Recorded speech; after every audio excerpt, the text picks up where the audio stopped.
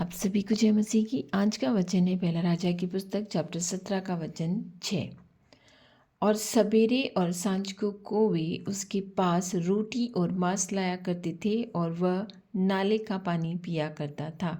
आमीन।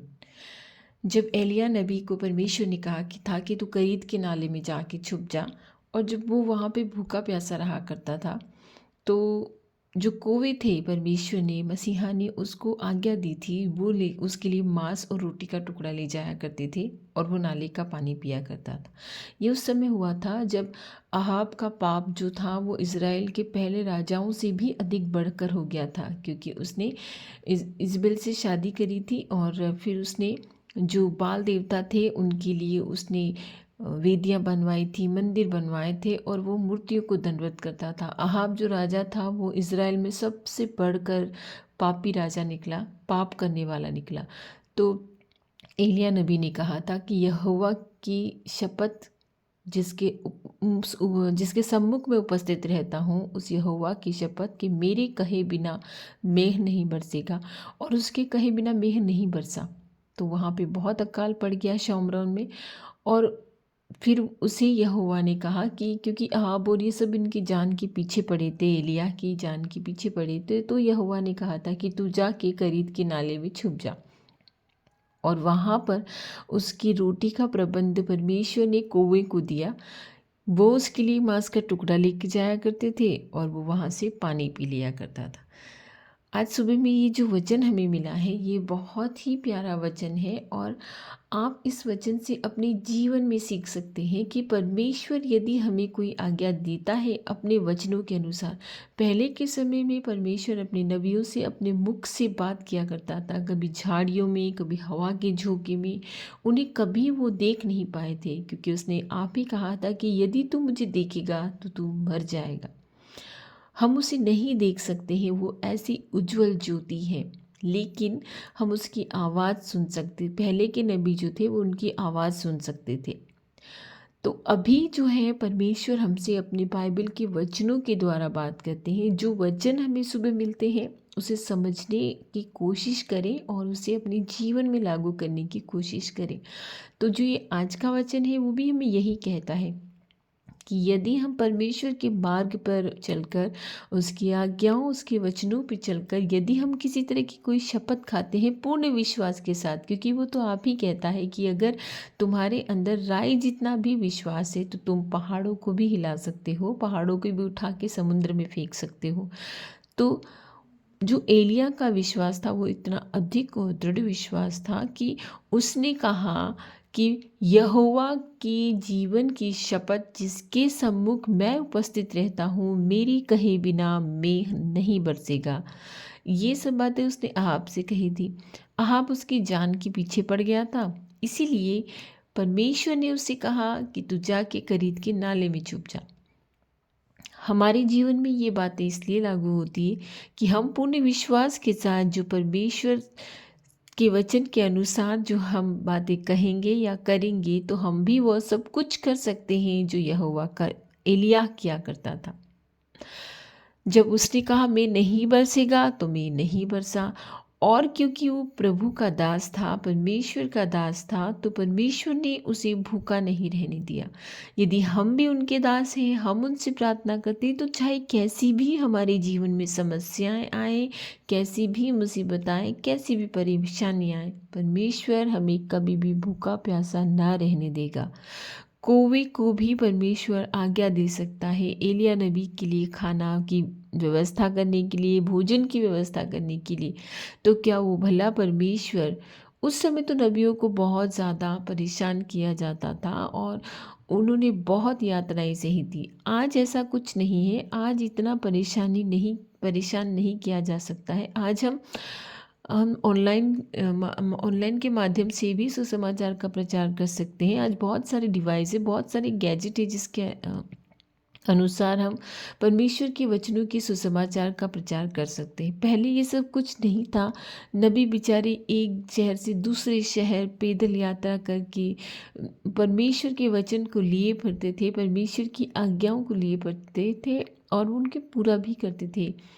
आज हम ये सब कुछ ही चीज़ें नहीं करते हैं, लेकिन हमारा परमेश्वर हमें आज इस वचन की अनुसार कहता है कि यदि तुम मुझ में विश्वास करो और मेरी बातों को मानो, क्योंकि एलिय्याह ने उनकी बात को माना, वो करीत के नाले में जाके छुप गया।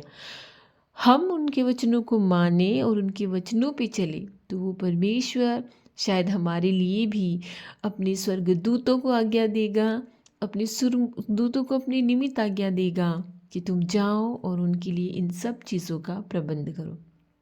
भाइयों बहनों, ये जीवन है जो क्षणिक है, ये जीवन कभी भी समाप्त हो सकता है। हम नहीं जानते हैं कि अगले पल क्या होने वाला है। इसीलिए तो सुलेमान राजा कहता है कि कल के विषय में डींग मत मार, तू नहीं जानता कि तेरा अगला पल क्या होने वाला है। परमेश्वर का जो वचन हमें आज मिला है उस पर मनन चिंतन कीजिए, उसे अपने जीवन में लागू कीजिए कि वो भला परमेश्वर यदि हमें अपने वचनों के हिसाब से, अपने वचनों के अनुसार कोई आज्ञा देता है तो हमें वही करना है। हमें यह नहीं सोचना है कि मुझे खाना कहाँ से मिलेगा, मुझे कपड़े कहाँ से मिलेंगे, मुझे घर कहाँ से मिलेगा। उस भले परमेश्वर ने सभी चीज़ों का प्रबंध किया है और वो हमारे लिए सभी चीज़ों का प्रबंध करता है। इसलिए उस पर विश्वास कीजिए, वो हमारे लिए सब चीज़ों का प्रबंध करेगा। आइए हम सब मिलकर प्रार्थना करते हैं। धन्यवाद धन्यवाद धन्यवाद मेरे भले मसीहा, मेरे भले खुदा, तेरा धन्यवाद कि तूने आज ही हमें इतना सुंदर वचन दिया है। जिस तरह एलिय्याह को वे भोजन से तृप्त करते थे, परमेश्वर हम विश्वास करते हैं कि तू हमारे लिए भी इसी तरह का प्रबंध करके रख रहा है। तू जानता है तेरी संतानों को क्या चाहिए, कब चाहिए। हे भले खुदा, जो हमारे लिए अच्छी की चीज़ें हों वो हमें दे। तू भला खुदा है, तू भला परमेश्वर है, तू हमारे पापों को स्मरण नहीं रखता है, तू हमारे पापों को क्षमा कर देता है।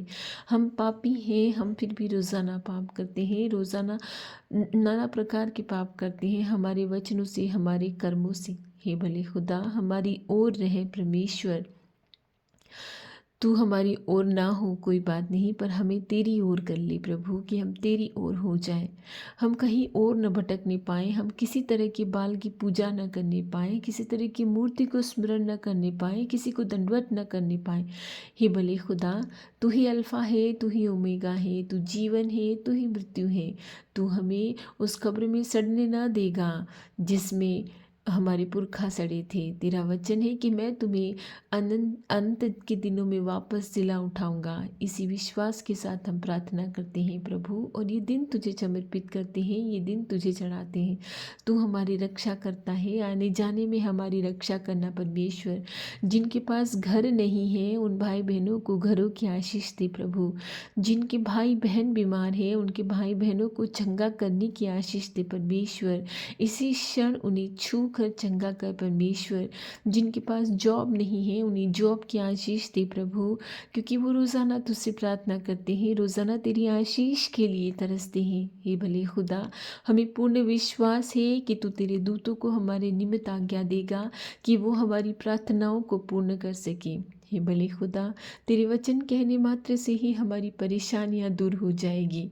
जिनकी परिवार में माता पिता बीमार हैं, जिनकी हड्डियों में दर्द है, जिनके मांस में दर्द है, जिनके पैर काम नहीं करते, जिनके हाथ काम नहीं करते, जिनके शरीर का ऊपर से लेकर सर से लेकर एड़ी तक का कोई भी पार्ट है जो काम नहीं कर रहा है, हे भले परमेश्वर, तेरे लिए क्या अनहोना है।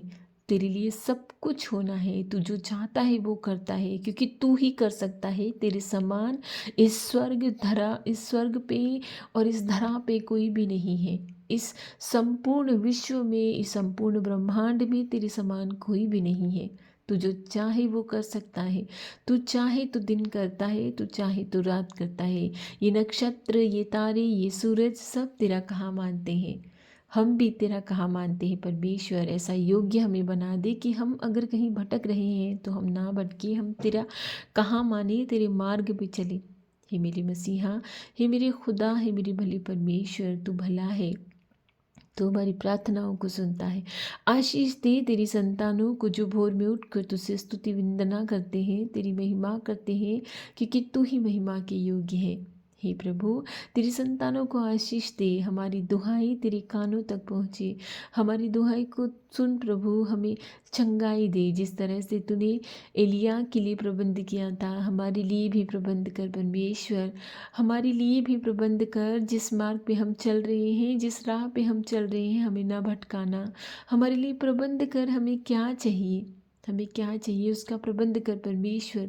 तेरी बीमार संतानों को, रोगी संतानों को छू कर चंगा कर, जिनके मुंह में छाले हो गए हैं, जो कुछ खा पी नहीं पा रहे, हे प्रभु तेरे कहने मात्र से वो चंगे हो जाएंगे। तू कह दे प्रभु, और वो चंगे हो जाएंगे। तू कह दे परमेश्वर। इस भोर में हम तुझसे प्रार्थना करते हैं, गिड़गिड़ा कर प्रार्थना करते हैं। हमारी प्रार्थनाओं की सुधि ले, हमारी प्रार्थनाओं को सुन, और तू कह दे कि तेरी संतानें चंगी हो जाए। चंगी कर दे परमेश्वर, क्योंकि रोगी शरीर कभी भी प्रार्थना नहीं कर पाता है। हे भले खुदा, हम अयूब की तरह धीरजवान नहीं है कि उस रोगी शरीर से भी, उस कोढ़ी शरीर से भी हम प्रार्थना करने पाए। तू हमारी प्रार्थनाओं को सुन प्रभु, हमें हर प्रकार के रोग से दूर कर। हम तेरी संतानों को, जो तूने इज़राइल को चुना है, संसार के पृथ्वी के कोने कोने से जो तेरी संतानों को चुन रहा है, तेरी संतानों की पुकार सुन परमेश्वर, तेरी संतानों की विनती सुन, जो हर भोर में तेरे द्वार में आके खटखटाती हैं। हमारी विनतियों को सुन परमेश्वर, और इन्हें पूरा कर। हम विश्वास करते हैं कि तूने हमारी प्रार्थनाओं को सुनाए। जो भी हमारी नीड है, मैं नहीं जानती कि मेरे भाई बहनों की क्या नीड है, क्या ज़रूरतें हैं। हे बोले खुदा, जो भी हमारी ज़रूरतें हैं, हमारी प्रार्थना, हमारी दुहाई तेरे कानों तक पहुँचे, और हम विश्वास करते हैं कि पहुँच गई है, और तूने उत्तर भी दे दिया है। आमीन। हे मेरी मसीहा, तूने हमारी प्रार्थनाओं का उत्तर भी दे दिया है। हम ये विश्वास करते हैं। इसी संपूर्ण विश्वास के साथ ये प्रार्थनाएं इस भोर में हम सब मिलकर तेरी पवित्र पुत्र यीशु के नाम से मांगते हैं। हमारी रक्षा करना, आज हमारे आने जाने में हमारी रक्षा करना, खतरे मुसीबतों से बचाना, हर परेशानियों से बचाना, हमारे खत्तों को आशीष देना, हमारे कामों को आशीष देना, हमारी ज़ुबान पे कंट्रोल रखना कि हम जो कुछ बोले वो तेरी पवित्र आत्मा में सामर्थ्य होकर बोले। तेरी पवित्र आत्मा का दान हमें देना प्रभु, क्योंकि यही एक सहायक है जो हमें सही मार्ग पे ले चलेगा। हम तेरे पवित्र पुत्र यीशु के नाम से सारी प्रार्थनाएं मांगते हैं। आमीन।